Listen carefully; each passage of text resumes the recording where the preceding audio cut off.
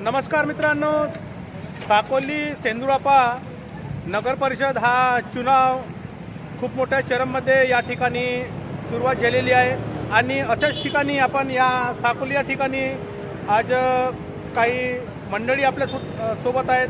आपण त्यांना विचारूया की या नगर परिषदमध्ये काय भूमिका राहणार आहे, कोणत्या पक्षाची भूमिका राहणार आहे, इथली जनता काय सांगणार आहे. या हिशोबाने आज आपण या सेंदुरापा साकोली येथील जनतेसोबत आपण संवाद साधणार आहोत.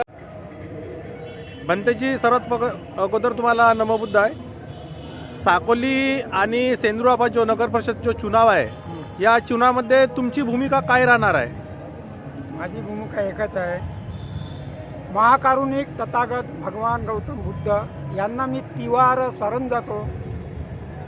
परमपूज्य डॉक्टर बाबासाहेब आंबेडकर यांना सुद्धा मी तिवार वंदन करतो. माननीय साहेब कांशीराम यांना सुद्धा मी तिवार वंदन करतो. आणि मी ह्या क्षेत्रासाठी, साकोली विधानसभा क्षेत्रासाठी मी अहोरात्र सायकलनी पायदळी हे केलेलं आहे, तुळवलेलं आहे. एक गावामध्ये 2-2 कार्यकर्ता निर्माण केले. माझ्यासमोर तुमच्या सांगण्यासाठी एकच आहे की आपल्यासमोर भारतीय संविधान आहे आणि बाबासाहेबांनी जी एक संविधान लिहिली होती की माझा असा पक्ष राहील आणि 57 साली स्थापन केलं. आणि हा जो हत्तीचिन्ह आहे हा मायापासून म्हणजे भगवान बुद्धापासून बाबासाहेबांनी निवडलं ना. बाबासाहेबांनी आज कांशीरामने आणि मायावतीजवळ आहे. ह्याला तुम्ही मोटिवेशन करा. हाच मला एक फक्त ह्या बौद्ध धम्मीय लोकांना किंवा इथल्या बहुजनांना, तेलीमाडी कुणबी साड्यांना सांगण्याचा हाच माझा एक उद्देश आहे. बाकी दुसरं काही नाही. ठीक आहे.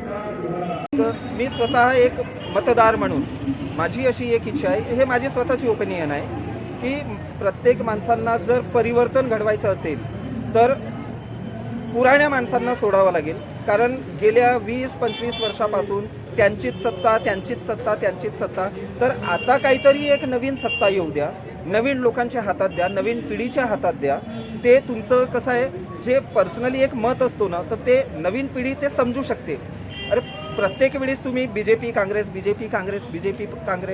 का म्हणून त्यांचं काही अनुवांशिक घेतलेलं आहे का? ते नगर परिषद असो, आजपर्यंत आमची ग्रामपंचायत होती साकोली, त्या ग्रामपंचायतमध्येही बीजेपी काँग्रेस यांचीच सत्ता होती. आता नगर परिषद झाली, तिथंही बीजेपीची सत्ता आली होती. बीजेपीची जेव्हा सत्ता होती त्यावेळेस नगराध्यक्ष आमच्याच समाजाचे मॅडम होते.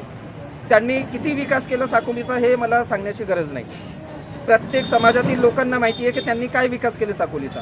आज साकोलीचा जर विकास झाला असता तर या साकोलीत विकास दिसला असता ना, पण आपल्याला तो विकास दिसत नाही. यावरून हे सिद्ध होत आहे की इथली जनता या मनवादी लोकांपासून त्रस्त आहे. हो, नक्कीच त्रस्त आहे. कसं आहे, माझ्यासारखा माणूस डायरेक्ट बोलून देतो, मी कुणाला घाबरत नाही. आपल्याला जर खटकली तर ऑन द स्पॉट फैसला ऑन द स्पॉट करतो आपण.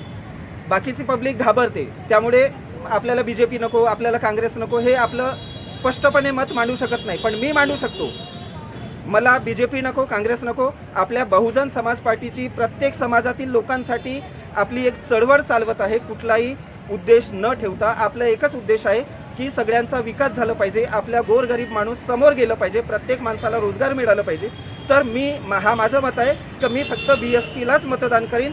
आणि BSPचा आपला बौद्ध चिन्ह आहे हत्ती.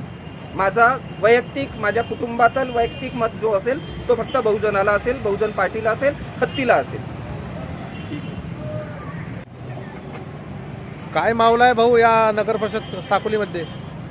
माहोल म्हटलं तर माहोल तर दिसत आहे. गाड्या फिरत आहेत आणि DJ वाजत आहेत. प्रत्येक लोक आपापला प्रचार करत आहेत. काँग्रेसनी आपले उमेदवार उभे केले आहेत, त्याच्यामध्ये BJPने आपले उमेदवार उभे केले आहेत, याच्यामध्ये BSPने आपले उमेदवार उभे केले आहेत. पण आजपर्यंतच्या काळामध्ये पाहिलं तर या साकोली नगर परिषदवर काँग्रेस आणि BJPचा झेंडा राहिलेला आहे. आणि ह्या दोन्ही पक्षाचे जेव्हा उमेदवार इथं निवडून आले आणि ज्यांनी सत्ता उपभोगली त्यांनी स्वतःच्या फक्त ठेकेदाऱ्या सुरू केल्या. म्हणजे तुम्हाला बदल घडवायचा आहे. आणि बाबासाहेबांचा जो हत्ती होता आणि हत्तीवर जे बसून मी वैयक्तिक बहुजन समाज पार्टीचा कार्यकर्ता आहे, तर मी माझ्या पक्षाची बात ठेवेनच. पण एक वास्तविक परिस्थिती पाहिलात पूर्ण देशाची, तर हे लोक आपल्याला पैसे देऊन चुतिया बनवत आहे. आणि माझ्या माहितीप्रमाणे मला असं ऐकायला मिळालं आहे की इथं गर्दी जमवायसाठी रोजीच्या बाया केलेल्या आहेत आणि त्यांना आमिष देऊन आपण गर्दी कशी करायची अशी यांची प्लॅनिंग सुरू आहे आणि त्याचप्रमाणे त्यांचा प्रचार पण सुरू आहे.